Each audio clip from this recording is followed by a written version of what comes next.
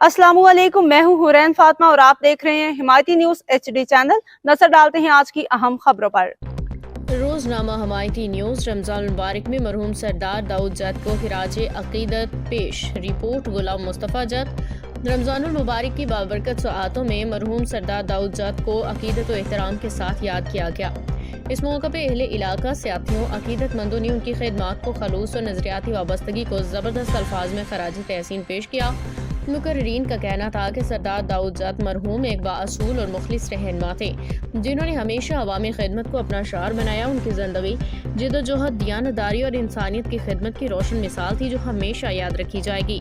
शरका ने कहा कि मरहूम की कमी हमेशा महसूस की जाएगी, लेकिन उनकी नक्शे कदम और तालीमात आने वाली नस्लों के लिए मशले राह हैं। इस मौके पर मरहूम के इसाले सवाब के लिए खसूसी दुआ भी की गई और अल्लाह ताला से उनकी मगफिरत, दर्जात की बुलंदी और जन्नतुल फिरदौस में आला मुकाम के लिए दुआ मांगी गई।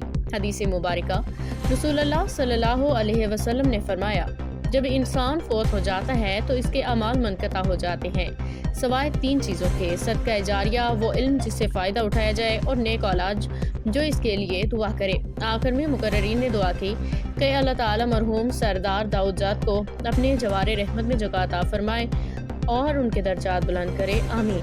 मज़ीद अपडेट्स के लिए देखते रहें हिमायती न्यूज HD चैनल।